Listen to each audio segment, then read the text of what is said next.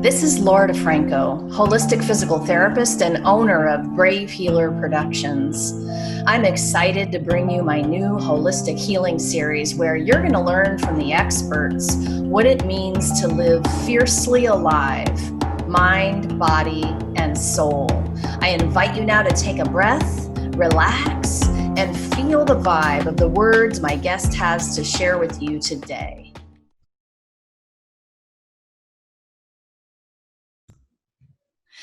Welcome, everybody, to the Brave Healing Podcast, where we're changing the world one brave word at a time. I am Laura DeFranco, the owner of Brave Healer Productions, and I'm really excited to be having a conversation with award-winning author Stephanie Redfeather today. You guys, before I introduce Stephanie to you, you know that I've been loving to do these shout-outs. So let me shout out my friend Kevin Snow today. He works at Time on Target. That is his company. You guys, I love to do shout outs for amazing people. These aren't affiliate links and I'm not getting anything for this. These are just awesome people who've helped me take my life and business to the next level. Kevin is the amazing talent behind all of my email sales automation and program pages. This was a step I was terrified to take as a solopreneur, but I have to tell you that once I made the leap, I started wondering, like, why didn't I leap sooner, right? It's one of those. So thank you, Kevin, for everything you have done for me. And now, you guys, let me tell you about our incredible guest.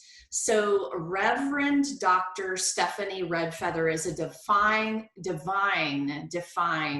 We're going to define empathic magic in a minute, but she is a divine feminine change agent, champion of empaths, and founder of Blue Star Temple, an award-winning author of the international bestseller, The Evolutionary Empath. Her passion is to help fellow sensitive souls break out of energetic jail and become co-creators of New Earth consciousness. Welcome, Stephanie. Easy for me to say, right? All those E words. Thank you. How are you? Thanks for being here. Oh, I'm delighted. So listen, you wrote, so do you have it next to you? You wrote an entire book about being an empath. Show us that beautiful book. There it is. The Evolutionary Empath. But honestly, what I kind of want to know first is, how did you even get there? Like, what is your story, girl? Whew, okay, that'd be a whole podcast of its own. I know, we got to do the short version, I guess. Yes. I was a very creative, intuitive child. My mom said even from an early age, I could sense when other people were sad, unhappy, in pain, whatever. She said I would crawl up in their lap. I would try to make a connection with them, something instinctively wanted to soothe them or shift their energy before I was even conscious of what that was. And I still feel that way today, minus the lap part. I don't climb up in strangers' laps, but I still sense that energetic piece. My parents got divorced when I was 8. Of course, that makes a big impact. And then things really started shifting in high school because I moved in with my dad and stepmom at the time, and that did not go the way I thought. That's a whole nother story in and of itself. But what happened is that creative, intuitive child started to shut down. Mm-hmm. And if you frame it in terms of the masculine and feminine energies, my feminine, sensitive, creative, intuitive self started feeling unsafe in the world. And so my masculine came in to the best of his ability and said, I'll save you, and took her, put her in a box, and put her away for safekeeping. And so from that point forward, I started living from my masculine energy. I was in the Air Force for 10 years. I was an Air Force officer. Wow, yeah. And so all of these empathic pieces, these sensitive pieces just went underground. When I decided to leave the military after 10 years and start my own financial planning business, which is what I thought I was going to do for the next career, and I quit in less than 6 months because I hated it, and $25,000 in debt, no idea what to do. And that really started my spiritual awakening in earnest, a time that I call the Spiritual Crucible, where I was just getting cooked down and transformed into a new substance. And so it was through that process that, my spiritual self came online, if you will, that I made peace with and began to understand my empathic abilities and brought my feminine self back. And so, from that time in the Spiritual Crucible, my business was born. And so I've always known, at least during my conscious years, that I've been an empath my whole life. And I wanted to be for other people what I didn't have growing up or when I was younger. And that's a mentor, a guide, somebody to tell me what's happening, somebody to explain it and to encourage me and tell me that I'm not crazy. Yeah. Oh my goodness. So it seems to me that the idea of balancing the masculine and feminine energies then is really important. You're telling a story that is very much my story. In fact, you might be kind of weirded out to know how close it is to my story, all the way from parents divorced at 8 on up, right? And I'm having a moment realizing that I probably did the box thing to myself too. Or do you do it to yourself, or do you do it out of survival, right? Yes.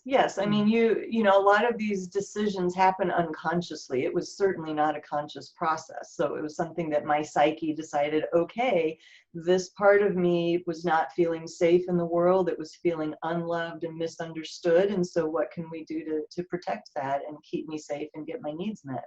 Yeah, I get it. I definitely get it. I know a lot of our viewers get it too. So, so to help our viewers and just the people trying to understand themselves on this journey, I know that you define 5 qualities of an empath. Let's talk about that a little bit. Like, teach us something about this. Yeah. Yeah, absolutely. So I will say that when I started my book, the only directive I got from my guides was create a definition. Which of course is like, okay, sure, no pressure. Yeah. Because nobody has really gotten granular on what it means to be an empath. And so I actually spend 2 chapters, defining it from multiple different aspects. I'm going to read from my book just because it's morning and my brain is still coming online. And awesome. I don't want to forget. Go for it. So I came up with 5 distinct qualities of an empath. So the first one is our ability to merge with and absorb the energy of other beings, people, animals, other life forms. And that stems from our very open personal energy field. And so this is the quality that can also make us suck at boundaries, because we feel everybody else's stuff and take on their emotions and problems. The second quality is that we have a highly sensitive nervous system, which may sound like a duh, nervous systems are supposed to be sensitive, but as empaths, we often get a double dose, so it's like the volume is cranked up to 200 instead of, 100 for us. Yes. And so it makes us very prone to overwhelm and overstimulation. And so extra vigilant self-care becomes critical for us. The third quality is the great sensitivity that we have to the energies around us and an ability to perceive or access subtle energies in all forms, again, of all life forms, all energy fields of sentient beings. And so this is the quality that predisposes us to be incredibly intuitive, people that are mediums or psychics, Akashic record readers, animal communicators, people that can communicate with the dead, just our ability to connect with the unseen realms, if you know, the subtle energy fields and other dimensions of consciousness. The fourth quality is the premium that we place on peace and harmony. And that is in our own energy body, that's in our relationships, that's in our environment. And if we're not careful, usually in our unconscious years, we can tend to be doormats, and acquiesce to what everybody else wants because we will do anything and everything to keep the peace. Our fifth quality is our big open hearts and a desire to serve others. And so, most of my tribe tends to be massage therapists, energy healers, nurses, therapists, and that sort of thing. But, like I said, I was in the military. So there are closet empaths, in the banking industry and, Yes. engineers and, all of that sort of thing. And the open-hearted quality also, if we're not careful, can tend to cause us to overgive and over-deliver and put ourselves last on the list. So, oh man, so a closet empath, that is awesome.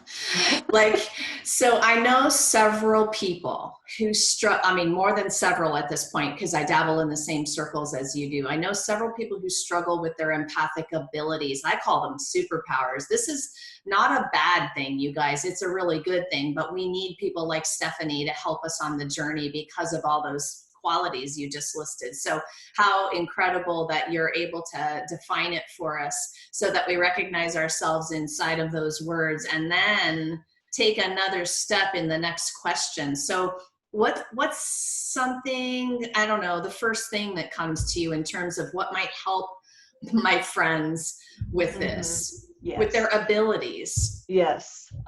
So the first thing is, obviously this is going to be a generalized answer, but these are actually gifts. But when we live from the unconscious relationship to these gifts, so, it is easy for us to blend and merge with others. It's easy for us to feel everybody else's stuff, take on everybody else's problems. We tend to live from the unhealthy expressions. So we live in codependence. We don't know how to say no or draw boundaries. We take on everybody else's problems like they're our own and take responsibility for things that are not ours. This is just kind of, unfortunately, the natural evolution. When you don't know that you are an empath, you have no other frame of reference. Right. And so the first thing is to recognize that this is a thing. And then depending on where you are in your consciousness, your awareness of yourself, your awareness of your own emotions and triggers, your awareness of yourself as an energy being, then you can start building tools. And to me, the two most important tools are drawing boundaries and managing your own energy field. And so, in my book, I go into great detail to describe a lot of tools and techniques for doing that, creating a daily energy hygiene practice, just like brushing your teeth and taking a bath, clearing your energy field and learning to draw boundaries so that you can start to distinguish where you end and the next person begins. Okay, listen, you have said boundaries 4 times already. So you guys listening? So I want to understand an example, like bring this to real life for me for a moment. Mm-hmm. Where does this play out? Where do I need to watch for this? Right. Let's say, a lot of us tend to be people pleasers. I'm a recovering people pleaser. And so let's say somebody asks you to do something and so in your empathic abilities, you feel how much they want you to do that. You feel how important it is to them and what it would mean for them. And on the other side of that, you also want to avoid disappointing them or what might happen in your relationship if you say no. Now, if you check in with your heart says, no, this doesn't resonate with me. This isn't for me to do, or I just don't have the time or whatever. But you still say yes, because you haven't learned to stand in your own center, be grounded in your own truth and listen to that and respect and validate your own truth. So you say, sure, I'll do that. And now you've just eroded trust in yourself because the part of you that knows that you needed to say no is now going, well, you just said yes. So do you mind if I pause you for a minute? Mm-hmm. So, because, awareness is everything when it comes to this little game we're talking about, and this practice is so important. And so you said something about checking in with our heart first. And the heart says no, but I want to pause you there and have you help us understand what is that language we're listening to? Mm-hmm. How can we hear it? Yes. There are many different ways. So this is part of building a relationship with yourself. This is stuff I had no idea how to do 20 years ago. It is a process. And honestly, think of it as, in a way, a courtship. You know, how do you get to know your lover? How do you get to know your best friend? How do you get to know your pet? You spend time with them. You get to know them. And so, you know, some people are auditory. And so they might ask, literally in their heads, ask themselves a question, is this mine to do? And in their head, they hear no. Okay. Some people are more feeling, where they just, you know, it's you know, they take on what I recommend as a tool is, for a moment, take on that decision. Imagine your life as though you said yes, and then check in with how you feel. And if your body goes, ugh, if you collapse, if you start to feel heavy or your energy drops, then you know you're not resonant with that. Whereas if you would feel light, expansive, want to move towards it, then that could be an indication of yes. So those are just a couple of examples. That second one is definitely the process that works for me in my body.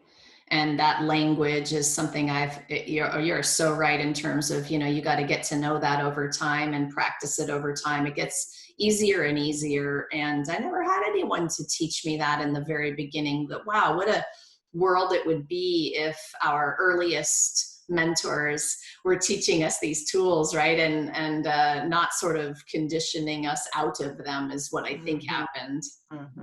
But yeah, that could be a whole nother podcast too, couldn't it? So what turns you on the most about what you do? Oh my goodness. Oh, wow. That's it. It resides in the realm of energy, because usually I have words and I have no words. It's a feeling, isn't it? It is. Yeah. There is a deep satisfaction, if you will, a joy, a knowingness that I am aligned with what I came here to do. You know, that my life, my presence here means something, because I can contribute. I can take what I've learned and I can help make somebody else's life easier, or help them, you know, in that time in the spiritual crucible, to support them, to make it shorter, to help them understand what's happening, to encourage them to find their own voice and truth and authentic self. I love hearing the answer to that question from my guests, because it definitely is a feel, and I selfishly love to feel that feeling too. So as you describe it, I'm like, oh yeah, that's it right there, you know, and I can feel it in my heart, and it just is awesome. Thank you for doing what you do, and for being that kind of person who, you know, feels that. I think that healers are so unique, and they chose this journey to do what you just said. Like, that's amazing to me. You're amazing. Thank you. So I want to, you talked about energy hygiene. You mentioned it once so far, but can we go back there for a minute and help me understand what that means? Yes. So we are energy beings. And this can be a little bit of a confounding concept, which I talk about in the book, because in spirit form, our relationship to other sentient beings is different. We don't have the construct that we do in the earth school. You know, so it's like we're spiritual beings having a human experience. And so sometimes, you know, there's a part of us that remembers what it's like in spirit form, where there's not a need for boundaries, where we don't interact with each other the same way. We come from a higher vibrational place. But in human form, one of my teachers said, you and I are one, but we are not the same. And that's actually the title of one of my chapters. And that really encapsulates the fact that from the higher level perspective, you and I are made of the same God stuff. You know, we are one, but on the human rubber meets the road level, we are different. We look different. We have different values and likes and dislikes and all those sorts of things. And so it is okay to have a boundary, to have our own sovereign space, our own energetic kingdom, and have a distinct edge to it that separates us so that we can distinguish ourselves from another. So inside of that bubble, it's just like cleaning your house. You got to dust, you got to vacuum, you got to straighten things up, so our energy body is, we're constantly communicating, whether we're aware of it or not. We're picking up things from all kinds of sources, and not just humans, so there are environmental toxins, if you will, and depending on your sensitivities, it could be light, sound, it could be electromagnetic frequencies, it could be any number of things. And so clearing yourself there's breathing practices, there's smudging, there's sound, vibrational healing that you can do on a daily basis, keeps your energy field clean and clear so that you can hear yourself, so that you don't have interference from other people's just random detritus that's floating through the air, or from other people's expectations or things that they are pointedly aiming at you. So there's random stuff, and then there's directed stuff that cleansing helps us remove from our field. I love this because, so you are one of the co-authors of The Ultimate Guide to Self-Healing. Thank you for being one. And we offer a lot of tools, and people need a lot of tools. They need a lot of different ways to think about this. And I love how you talked about like cleaning house. So you have to also clean your energetic house, So for you personally, what's one of your favorite tools that you use for yourself? Mm-hmm. I smudge myself regularly. I have an altar, and so every morning my first practice is to go to my altar and just kind of commune and connect for a few moments. I'm not real conscious and awake in the morning, so a lot of my spiritual practice, more intense spiritual practice, comes later in the day.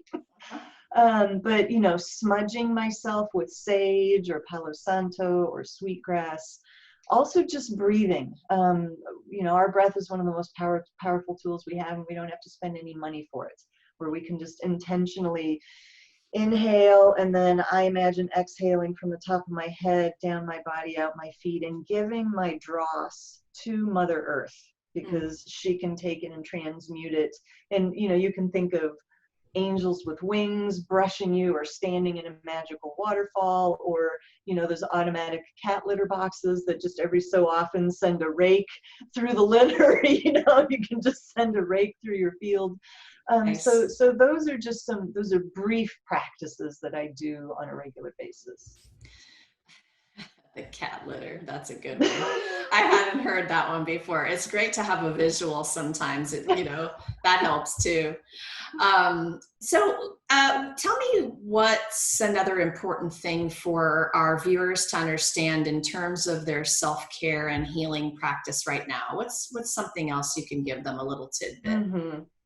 Well, since this is being recorded in the middle of the COVID-19 pandemic, I've been interviewed about this and spoken about this in other venues, that we are in a global shamanic death cycle.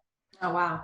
And what that, if you've not heard of the term shamanic death, you might be familiar with psychic death or symbolic death, where on every level of existence, we are dying to the old. So from the personal to the planetary and everything in between, old systems and structures are collapsing.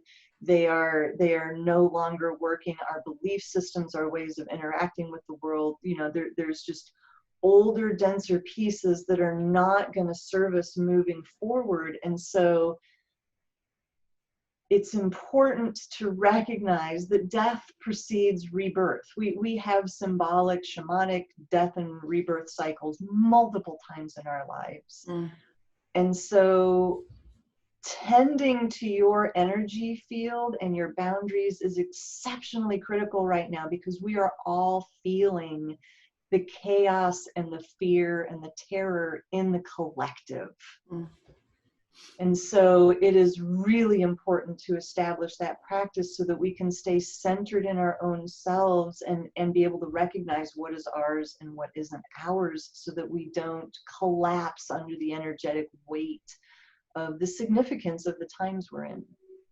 Wow, there's a lot of people feeling this right now in lots of different kinds of ways. And I know that, I know your book is full of the tools that we need to be practicing so that that level of heaviness, that anxiety doesn't overwhelm us and throw us into just not being able to function. I know a lot of people have been expressing it in lots of different ways over the last several months. It's real. And so if you're listening and you are wondering, you know, what that is and if that's real, yes, that's real. Thank you for describing it in another way for us to hear the bigness of it is really what you're doing for me. Mm-hmm. Yeah, and what I'd really like to add there too is find ways to move that energy out of your body. When you start feeling, especially with the stay-at-home orders, feeling pent up,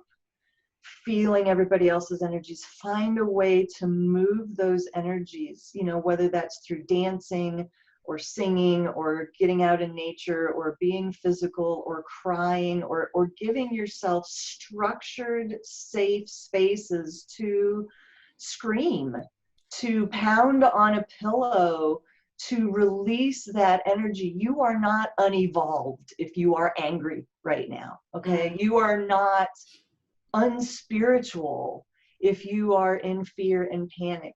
That's part of the dichotomy of being a spiritual being in a human body, is we still have emotions and feelings, and it does not make us base to be in our body and feel those things. We have to acknowledge them and move them out, or they become shadow and sabotage us. So you brought up the screaming. I got to go here for a minute. You know, often over my healing journey, I've felt that primal scream inside, but not allowed myself to actually do it. And I've been in so many different classes where we've been given a safe container to practice that one thing, and yet I find it difficult to do that one thing. Mm-hmm. What is that? And I'm wondering if many people are resonating with what I'm saying. They can feel this literal scream, but they maybe don't feel like, they might feel silly, or they don't know how to start it, or I don't know. Do you have a comment about that? Absolutely. So part of that is, part of it is that we are intimidated by our own intensity. Yes.